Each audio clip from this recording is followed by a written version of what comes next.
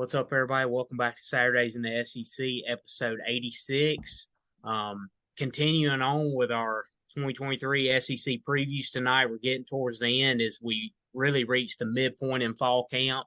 Got some scrimmages going on this past Saturday, got some more coming up this Saturday. But before we jump into the previews tonight, we want to talk a little bit about the Johnny Manziel documentary that just came out on Netflix recently. A SEC, a college football legend. Man, a lot of stuff I did know, but there was a lot obviously that we didn't know, especially to I guess, the depths of Yeah. some of his problems went really. So, kind of just kicking it off, just give me your thoughts on it. Man, it was crazy though. He was Money Manziel for a reason, to say at the lightest sense at all. After the year he won the Heisman, him and his buddy, pretty much his best friend, but became his manager for that short stint of time, about 2 years. They created a autograph business pretty much, and he was getting paid 30 grand to sign like whatever 50, 60 pieces of memorabilia. He would just send them a picture that he signed all the stuff. They'd send him a code to the safe. He'd go to the safe. There's 30 grand in cash sitting there in the safe. This dude's 20 years old, walking around with hundreds of thousands of dollars in cash. There's no doubt that anybody that's in that scenario, rarely are you going to come out unscathed and the same person you were when you went in. I mean, this kid was getting everything he wanted. Everything was being thrown at him. I mean, he had the world at his fingertips, and he was doing nothing but playing ball. The dude was hungover half the times on Saturdays when he would go play. They would say they're saying was win or lose, we booze. So regardless of if he won on Saturday, they was getting messed up that night. The dude was hungover at practice, never watched any game film. After the year he won the Heisman, he stopped showing up to practice half the time, and he was out partying and doing all his autograph stuff. So he really wasn't in the right headspace. He was just that good of an athlete. This man was out here hungover winning the Heisman. It makes you feel about this big. You're like, man, I thought I was good at athletics. I played college ball. I worked my butt off, and I wasn't even a third of that good at what I did. So it kind of makes you feel like, golly, I guess I really wasn't any good, because this man didn't do anything to prepare. He just walked out there and played and said it was like it was backyard football to him. Just throw it to the guy that's open and don't let him tackle you. I mean, essentially that's what football is, but it's a lot more complicated than what he made it seem. And this man did it with ease. And then obviously you understand why he struggled when he got to the NFL. He didn't have his head on straight. He had never had to prepare that way before, never watched any film. And then he said he wasn't happy with where he was. He didn't want to be in Cleveland, which, can you blame him? There ain't nothing to do in Cleveland. The Browns are terrible. But I mean, a lot of the insides you get from this documentary, it kind of is mind blowing. Like, it's not necessarily shocking, because we all have heard stories and rumors about what's going on when he was there, but the amount of money he was getting thrown at him, and the amount of, or the lack of accountability that he was being held to, was unreal, from his offensive coordinator, from his head coach. I mean, they knew he was out there messed up, and they were like, well, as long as we win, we don't care. I mean, do your thing. So he kind of had, I wouldn't say enablers, because I'm sure they weren't saying like, yeah, go do whatever you want. They were probably trying to keep him from doing that. But at the same, on the other side of the fence, you're like, well, we're winning, so why are we going to tell him not to do it? Because it's not bothering him. But long term effects, it was bad for him. So what were your takeaways? Because mine was, I mean, I was just going, oh my god, every 10 minutes, because it was something else. I was like, there's no way this is real. This is a fake story. Yeah, it's crazy. I mean, it was, the whole thing was fascinating, and we were talking before we started this, like, it's a shame it was only an hour and 20 minutes long. Like, you could have done a 10-part series or more on Johnny Manziel, just his, football career. But like I said, it's fascinating on one hand, like it's crazy, but it's almost sad on one hand, because this guy had just immensely talented. I mean, obviously we know what he did in college. I mean, this guy's a college football legend. I mean, first freshman to win the Heisman. I mean, dude's just like you said, incredible. Like some of the plays he can make, but and it's incredible he was that good for as little as he prepared for it. Yeah. Especially once he got to the NFL. Um, his iPad hours were 0.00. Everybody's seen that clip. So it was wild, but like you said, clearly he wasn't really in the right frame of mind, especially when he got to the NFL. Like he wasn't ready to make that transition from being a college kid to being a professional. It Yeah. just never clicked for him, and but you got to admit he was the same guy throughout. I mean, he was the same guy from high school to college to the pros. Like he never changed it. He No. was pretty much like his mentality was the same, throughout. So throughout his football career. So, I but like the like I part said, where he said he walked over to his coach and said, F Alabama, F Nick Saban, let's go win this game.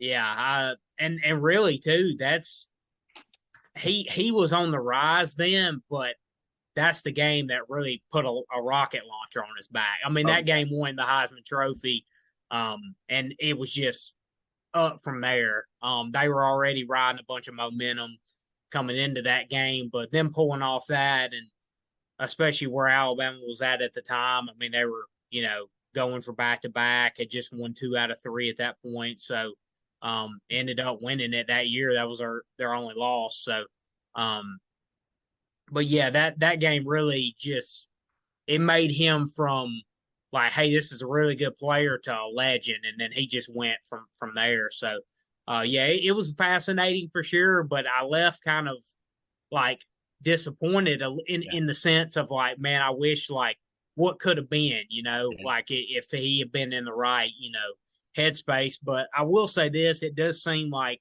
he's in a much better frame of mind at this point in his life. So that's good for him, and hopefully he can continue forward with whatever he chooses to do. But yeah, like you said, it was crazy. It was kind of mind blowing, definitely.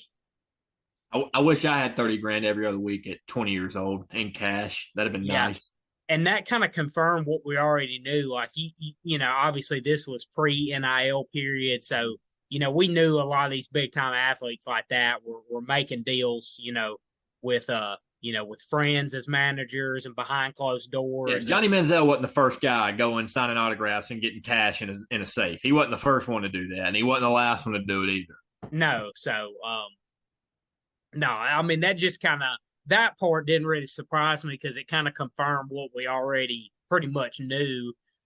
Even if we didn't know it, we kind of knew it already. So, but no, like I said, it was definitely fascinating. And for those who haven't seen it yet, it's definitely worth your time to watch it, especially if you're, you know, SEC and college football fans like ourselves. But kind of shifting gears now into our previews.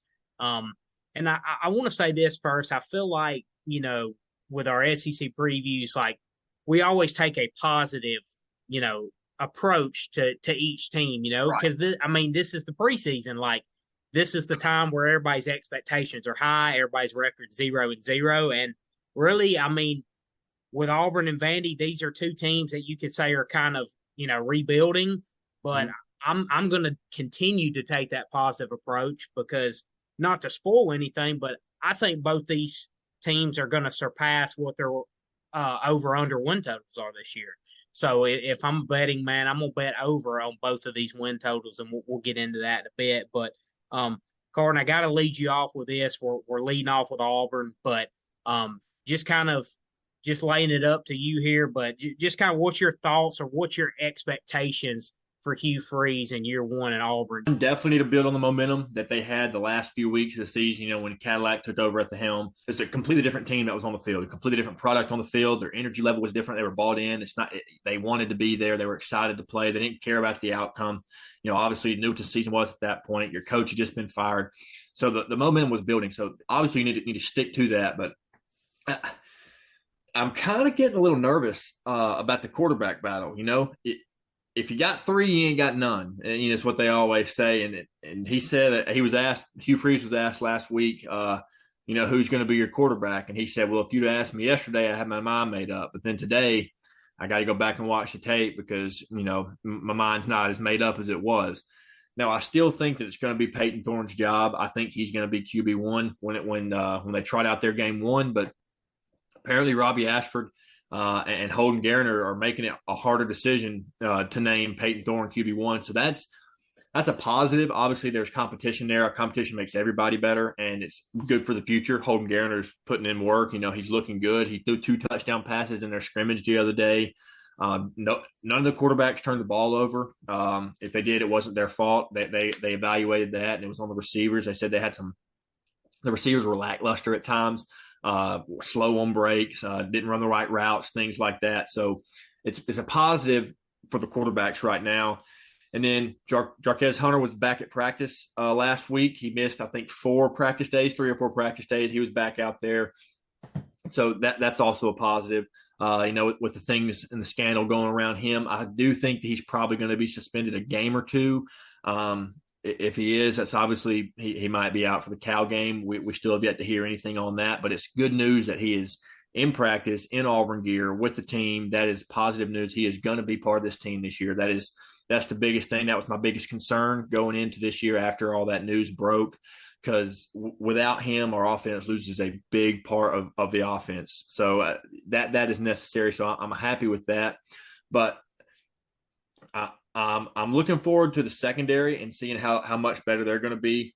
Auburn pretty much returns everybody from the secondary. I mean, they got Jalen Simpson, Zion Puckett, Nehemiah Pritchett, Donovan Kaufman, DJ James, Keontae Scott. I mean, it's a loaded veteran backfield or defensive backfield.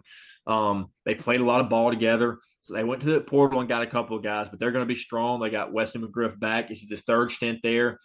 Second stint with some of these guys here. He left for a year, came back. And so some of these guys that he had coached obviously are familiar with him. They were happy to be with him. They like him.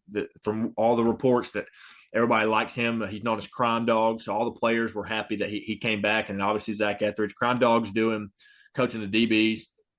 And Zach Etheridge is coaching the safeties. Both of those guys are big-time recruiters, by the way. They've done a great job in this past 2 recruiting cycles. So I'm excited to see that. But where Auburn needs to get better is the offensive line. They've got to give Jarquez in the backfield some room to make their own plays, and they've got to give the quarterback, whoever it is, they've got to get him time, give him some time in the pocket to allow him to make reads and not be running for his life, because a lot of the times last year when Robbie took over, he had to make plays with his legs by scrambling out of the pocket and rolling out, and some of his passes weren't fantastic. He wasn't very consistent. But obviously, like I said a couple months ago, everybody's acting like Peyton Thorne's getting better and Holden Garner's getting better, but Robbie Ashford's not getting better. And that used to just drive me nuts. He wasn't great last year when he threw the football, but he's getting better just like all these other guys are getting better. He's at practice. He's grinding every day. So there's positives, but there's also some question marks of what this offense is going to be, because they've got the tangibles to be that. It's a veteran offensive line group. They went out and they went heavy in the portal. They got Jaden Muskrat, Dylan Wade, Avery Jones, Gunnar Britton. They all came in from the transfer portal. Most of those guys are expected to start alongside Cam Stutz, who's been there for the last few years. So the offensive line is a veteran group when it comes to amount of football or amount of snaps played, but they haven't played together a lot. So how are they gelling? What's their camaraderie? That's a big part. You can't be missing assignments. You got to trust the guy next to you. You can't be getting in his way, blowing your assignment or messing his assignment up. So how they gel together is really going to be how this offense flows. I'm not super worried about the defense. The defensive front 7 lacks depth a little bit, but I think Auburn's going to be okay there just because their secondary is going to be able to bail them out at times. They're going to be able to send some pressure and play man in the secondary, and that's going to help them out a little bit. But the biggest thing to me is how that offensive line works together and how they form into the unit that they're going to be, because that's obviously every offense starts with the offensive line, but that was kind of a weaker point last year. Had some guys rotating in and out due to injury and not playing well and things along those lines. But what are your takeaways? And obviously we'll keep breaking things down, but what are your initial takeaways going into the season after you've researched Auburn? Yeah, I think a few of the key things, obviously, we've talked, throughout the off season about how how well Hugh Freeze did in the portal and kind of turned this roster over. And a lot, obviously, the talk's been about who the quarterback's going to be. Bringing in Peyton Thorne. Is it going to be Robbie Ashford or Holden Gurner? But like you mentioned, I'm really kind of focused on the offensive line and the additions they made at receiver through the portal. I mean, those were two big areas that I think it's fair to say Brian Harsin neglected totally. So to see him come in immediately and address those areas and put a lot of resources into, guys like you mentioned, Dylan Wade, Gunnar Britton, Avery Jones, like guys that are going to be starter. I mean, that's your starter at left tackle, right tackle, and center. Mm-hmm. I mean, so that's huge. I mean, because like you mentioned, the offensive line has really struggled, recently. So, and then wide receiver, that was kind of another area that needed some big upgrades. And you go get a guy like Caleb Burton. You go and get Shane Hooks from Jackson State. So Jair Shorter from North Texas has been making waves this off season or this preseason. That they're talking high on him. I expected it to be Caleb Burton, but Jair Shorter from, like I said, from North Texas, he's a guy that's been making a name for himself, and you can expect him to get the ball in his hands a lot. He's kind of become what seems like the go-to guy in these weeks leading up to the season. So you expect to hear Jair Shorter a bunch this season, and I hope he pans out because obviously, like you said, Auburn needs it at the wide receiver position. That they need. I don't think they got enough depth there to have dominant playmakers, but they do have some guys that Auburn hasn't had in a while. Multiple guys. Auburn's receivers could not get open last year. They could not catch the ball when they were open. So, Auburn's had guys like Kobe Hudson and stuff in the past that was the guy and that was it. You got to have a plan B and a plan C at times. And I think now they have more options there. Obviously with the tight end group, they went out and they got Rivaldo Fairweather from FIU. He's a big time playmaker. They're saying they're going to use him more of like a hybrid tight end, so you can see him catching the ball a lot more, making plays. He's a big time playmaker.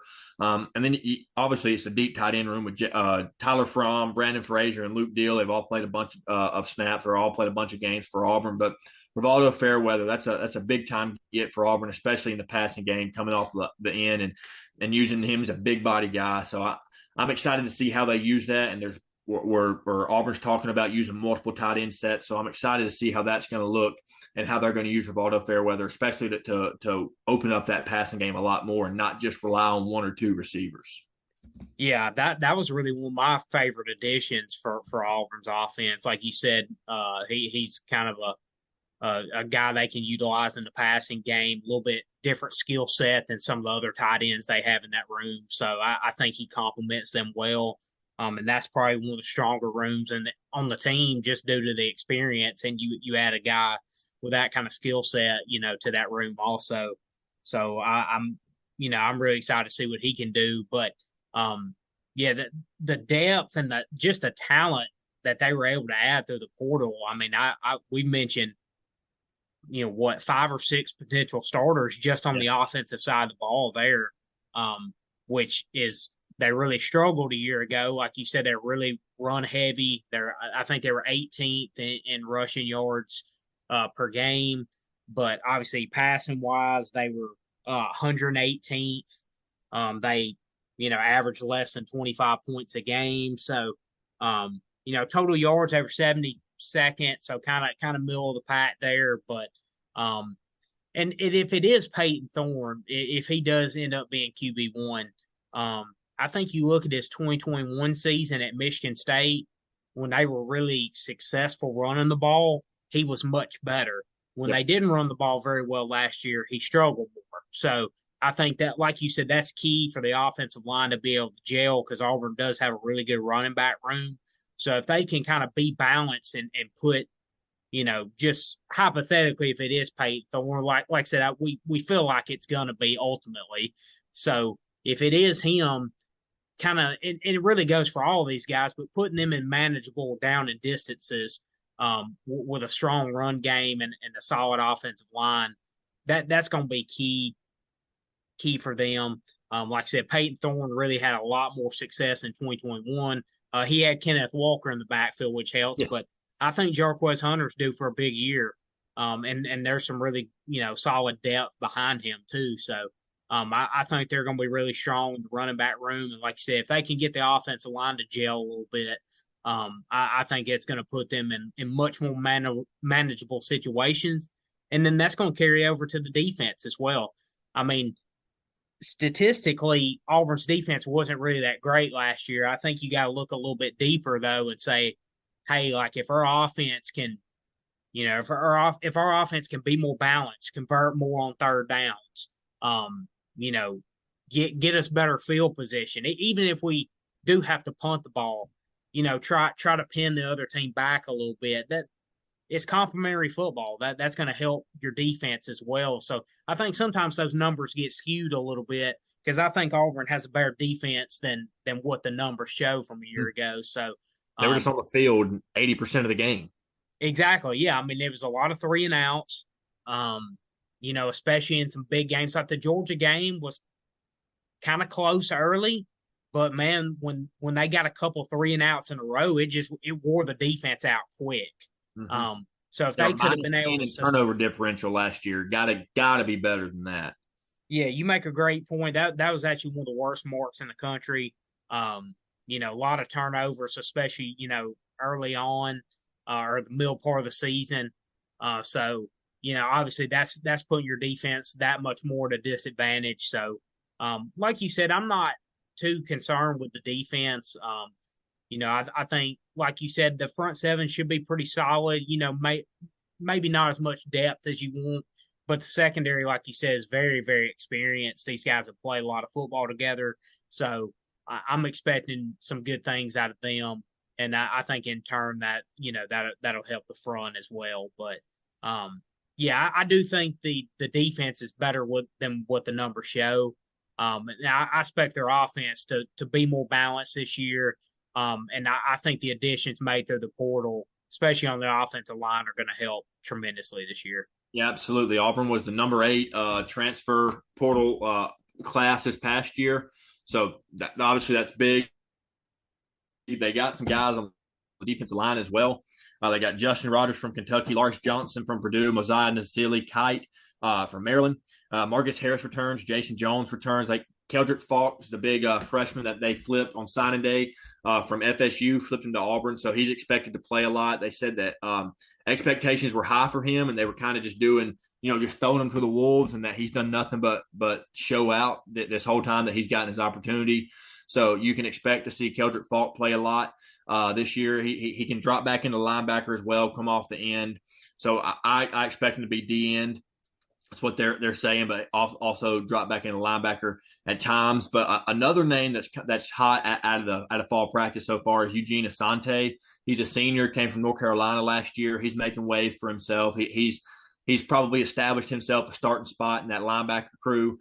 So obviously that's big. You got guys stepping up that are needing to, because there were some question marks around the front seven, but nothing major. Obviously you talk about depth, but there's guys that nobody really expected to make a name for themselves or expected them to step up and be that guy, and there are guys that are doing that. So that's obviously a positive going into this season.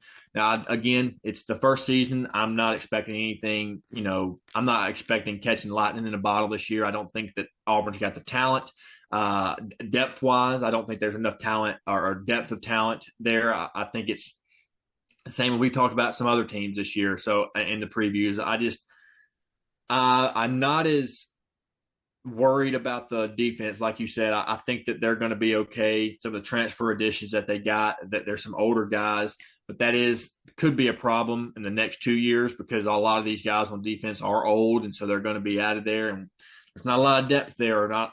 So what are they going to do in the transfer portal this year? What are they going to do in the recruiting, which they've done a fantastic job, but there's going to be some guys leaving after this year, so that's problems for the future. But we're focused on the 2023 season right now, so it'll be all right. Auburn will get there eventually.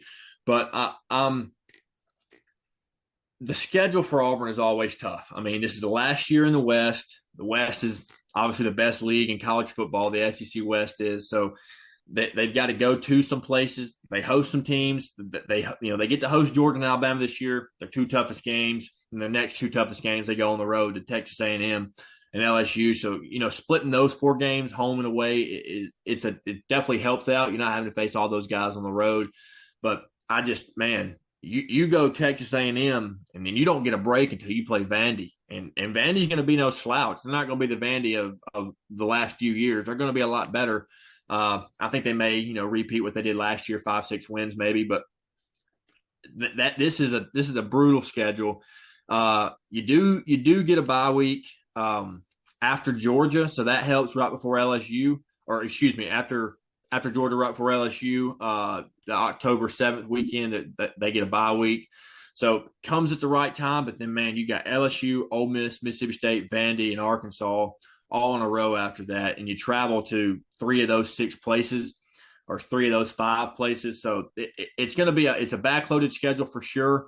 But honestly, man, I was thinking 7-5, 7-5, 7-5, and then I dove into it. And honestly, dude, I think Auburn's going to go 6-6 this year. If I'm being real, if I'm being as realistic as I can possibly be, I think Auburn goes 6-6. And I think it's because of the lack of depth that we have, or that Auburn has on both sides of the football. They got the starters there. The starters are veteran guys on both sides of the ball for the most part, but the depth is where it comes in. That's what gets you over that hump on the back end of the season.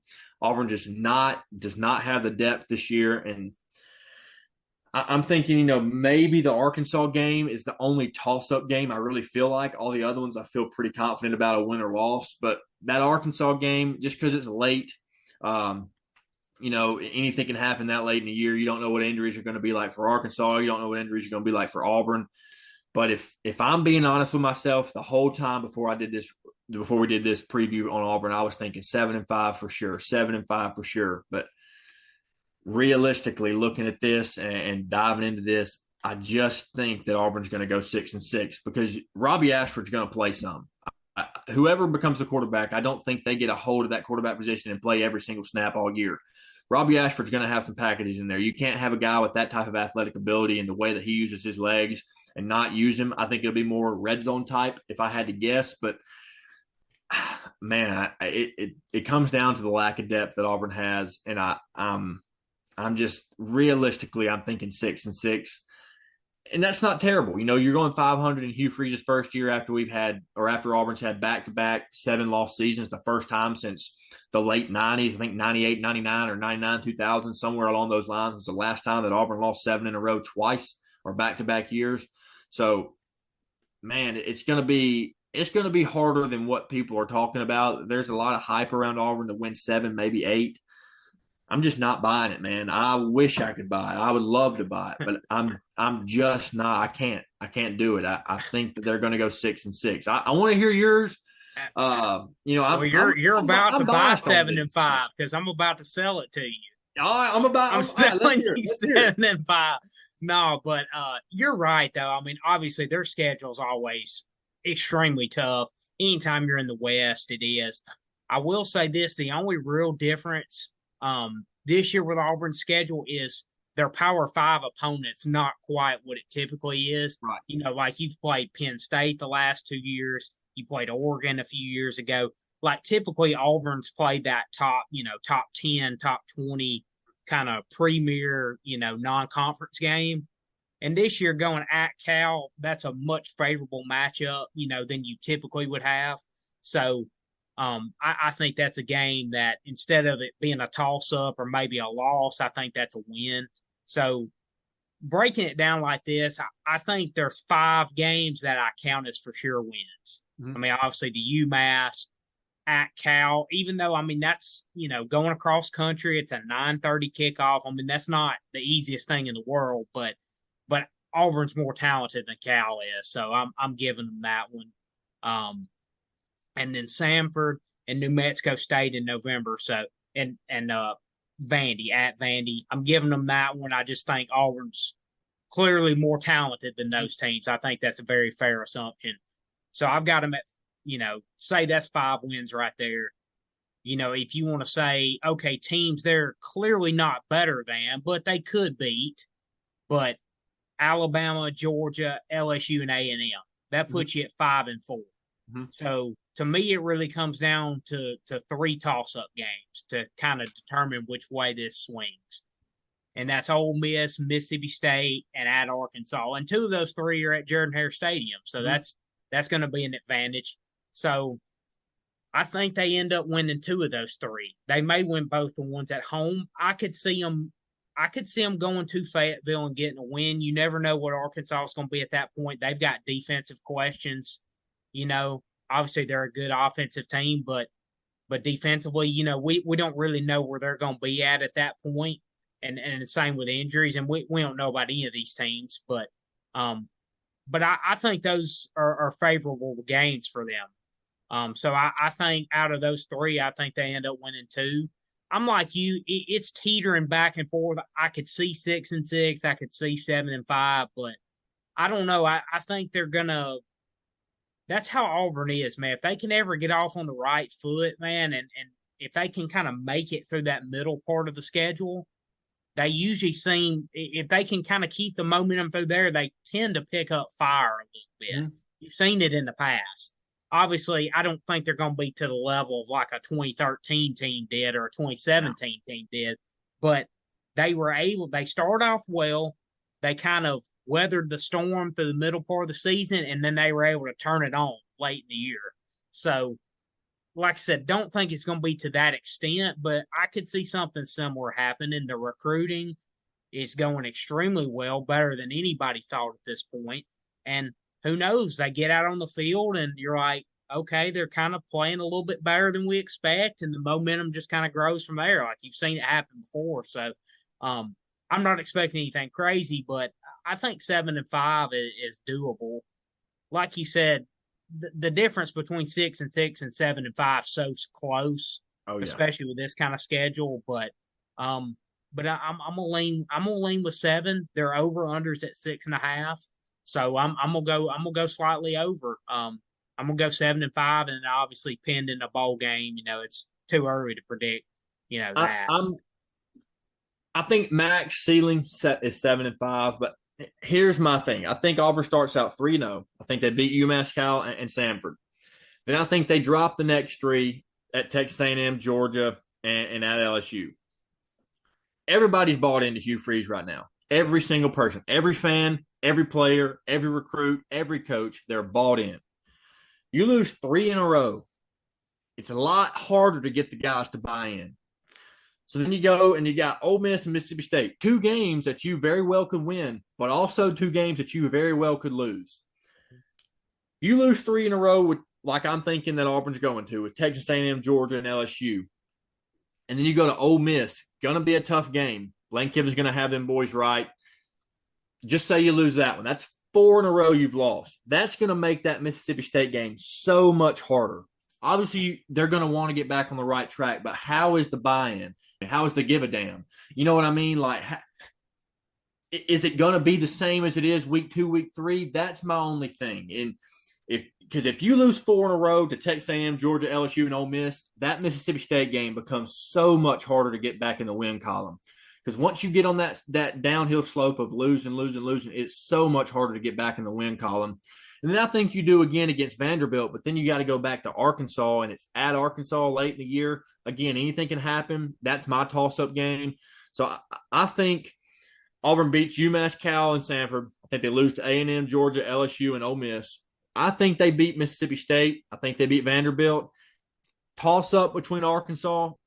But if they lose that, I think they beat New Mexico State, and then I think they lose to Alabama. That puts them at 6-6. So I'm thinking that 7-win game comes at the Arkansas game, but I mean, very well could be that Mississippi State game puts another loss in the column, because 2 years ago, Auburn was up big on Mississippi State, and then they let them crawl back in. I know it's a different coach. It's under a different regime completely. The attitude is going to be different than what it was with that regime. But still, man, if you lose 4 in a row, it is so much harder to get back in that win column and get back in there consistently. And that is my biggest thing, because I think that there are definitely 3 losses in a row. And then you play Ole Miss. It is at home, and it's always a fun game, around October, around Halloween time. It's always a fun game. Vibes are good, perfect fall air, you know what I mean? But So Jordan Hare is going to be rocking for sure. I just don't know if Auburn's better than Ole Miss this year. And then, like I said, you lose 4 in a row, so much harder to get back in that win column against Mississippi State. But we also don't know what Mississippi State's going to be this year. We said the same thing about them. What, 6-6, 7-5. So they're going to be about evenly matched up. Might be the best matchup game for Auburn all year. So I don't know, man. If I'm saying it for myself, so I don't get my hopes up like I had the last 5 years and just be pissed off midway through the year because my predictions were wrong, and not even because my predictions were wrong, just because I had that belief that they were going to be something and they weren't.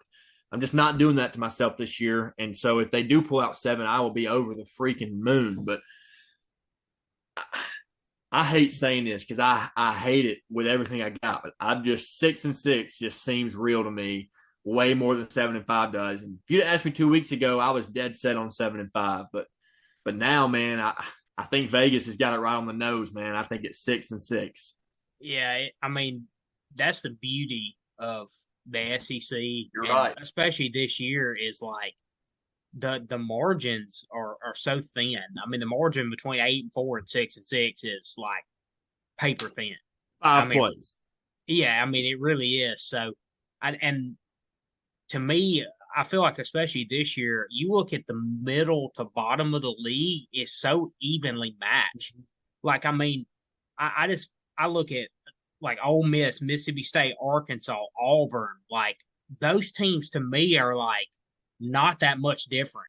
Like they all have their strengths, they all have their weaknesses. Like I mean, I could see. I think those teams just beat up on each other because I mean they're all like really close in my mind. So, and it's kind of that way on the East too. Kentucky, South Carolina, Florida's got enough talent they could sneak up on. So it's that way.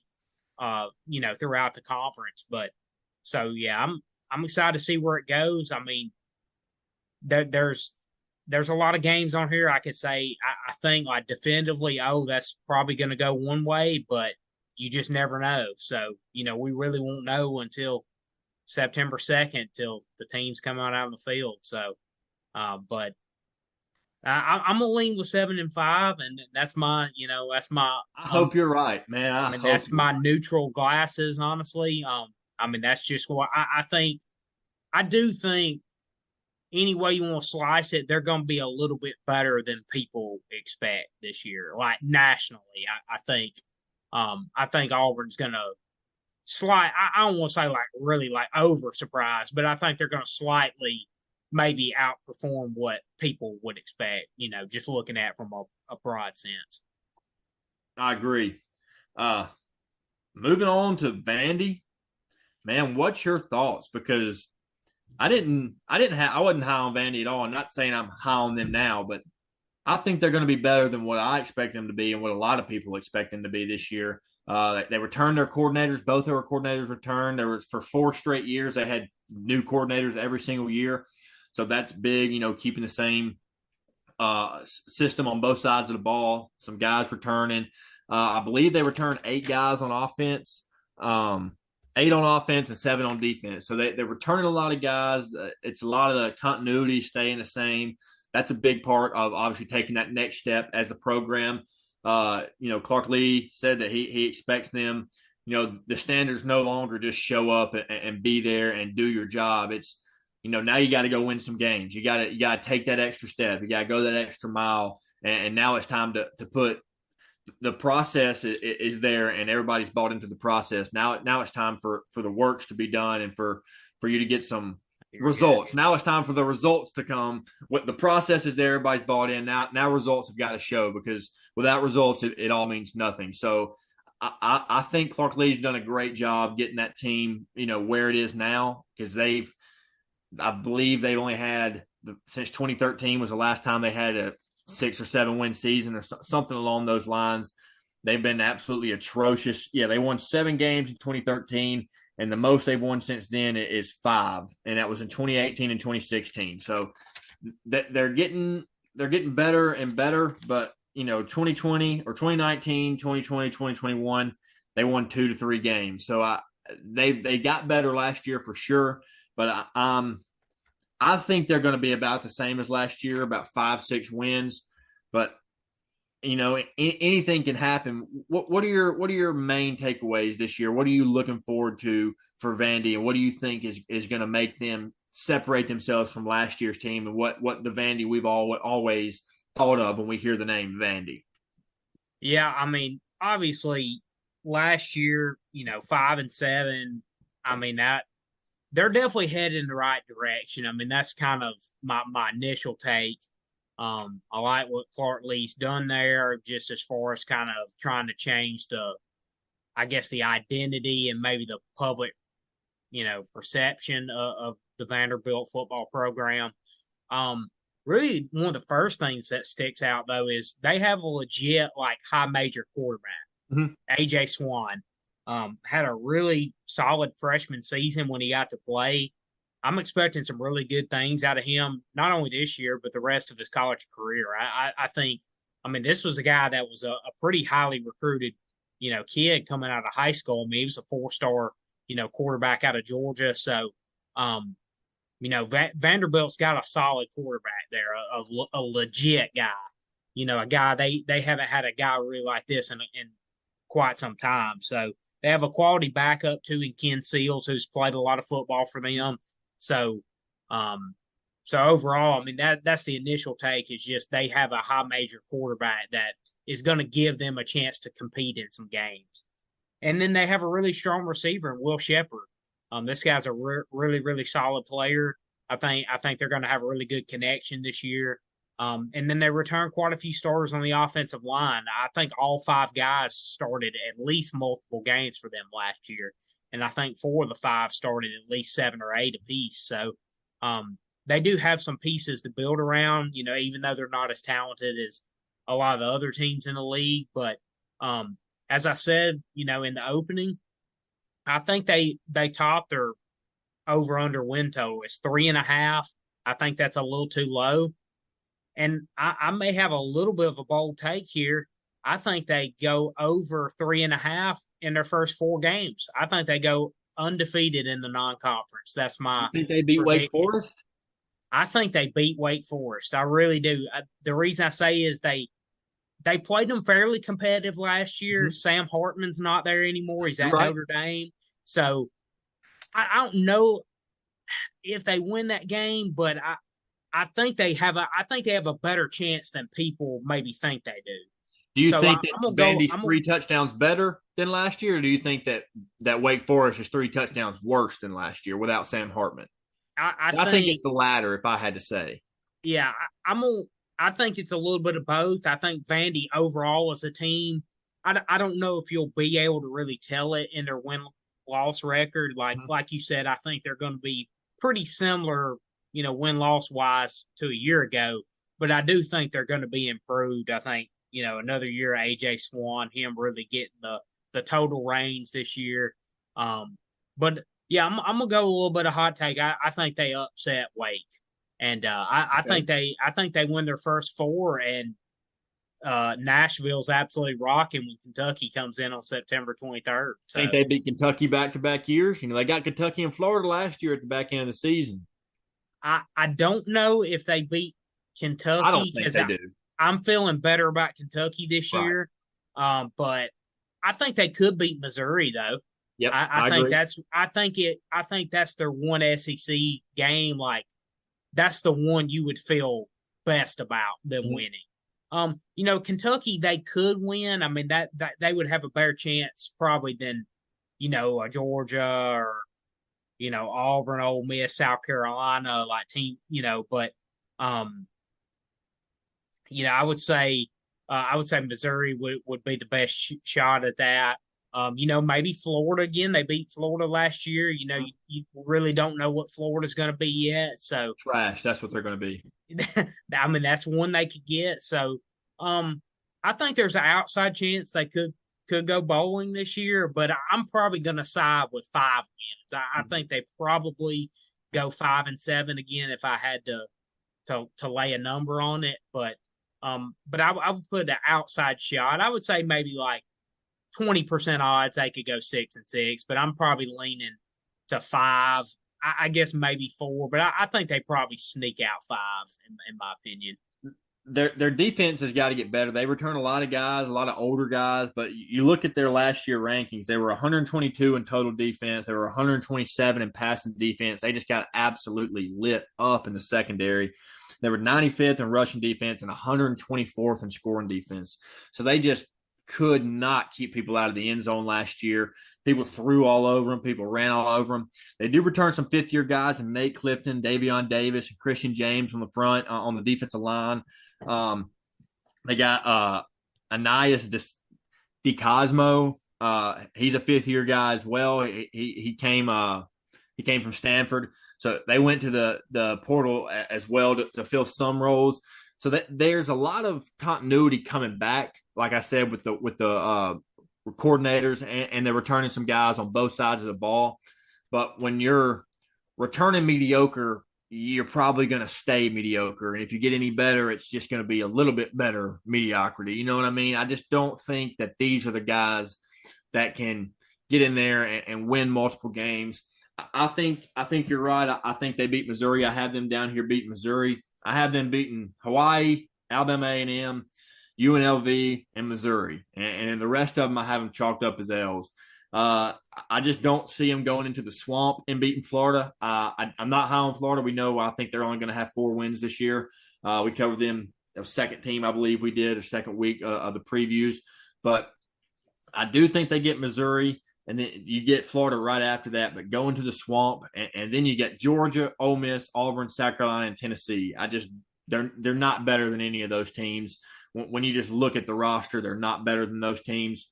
So I think if they're going to win 5 games, they're going to have to do them early. They're going to have to win early, and they're going to have to beat Wake Forest like you're predicting. I don't necessarily see that, but it is an early game, 11 a.m. kickoff. It is at Wake Forest, but you're right, no Sam Hartman. But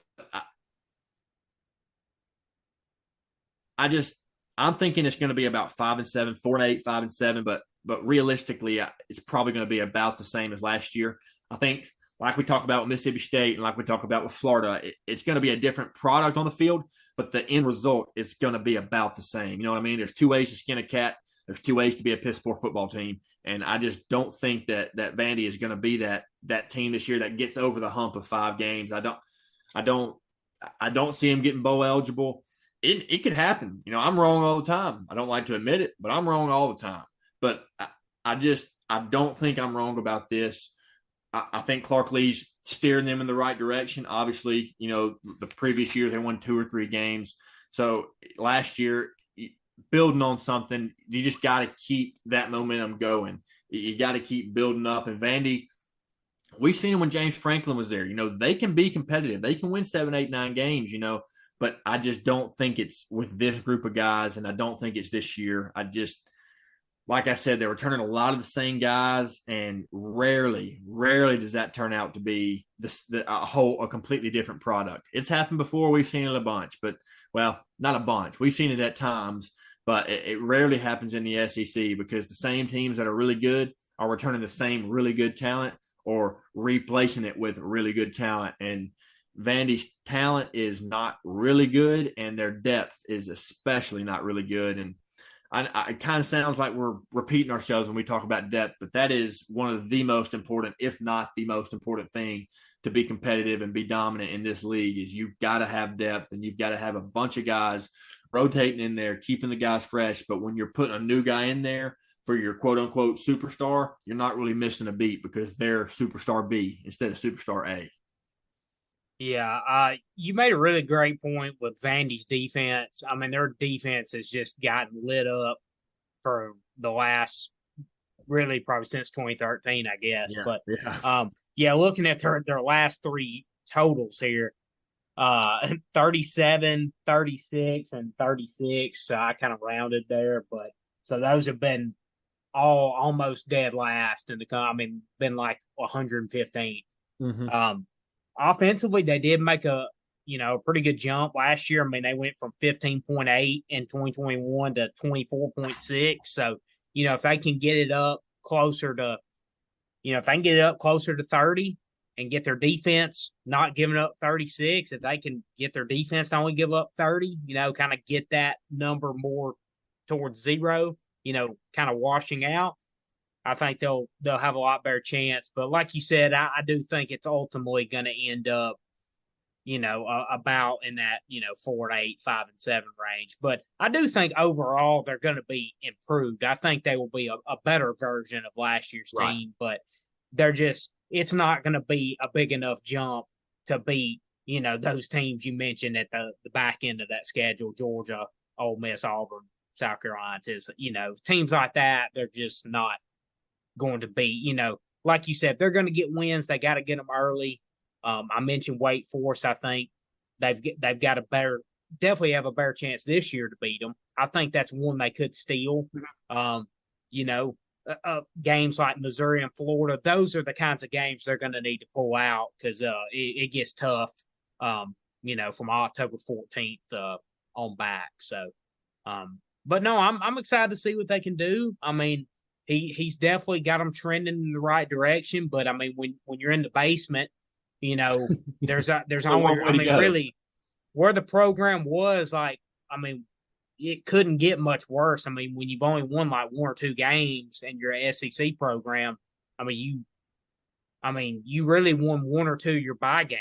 That's it. I mean, so Yeah. you really cannot get any worse than that, basically. So it was only up from there, but I do want to give him credit because he definitely has improved things. And like I said, I'm excited to see AJ Swan what he can do because he's a good talent. Um, and and he's not just a good talent for Vandy. Like he's generally a good talent. Like there was a lot of high major teams that wanted this kid.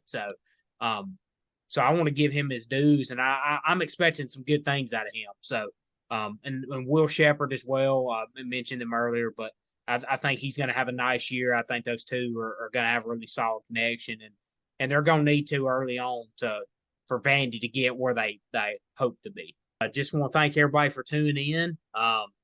Next week's our last week of our SEC preview series, and then we'll be back the next week to start previewing week one games.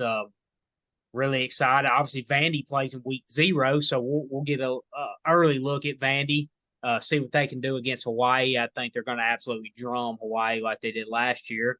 But just thank you to everybody for tuning in. Like I said, like the video, subscribe to the YouTube channel, and we appreciate you. And we'll see you back next week for our final installment of the SEC preview series. Thank you, guys.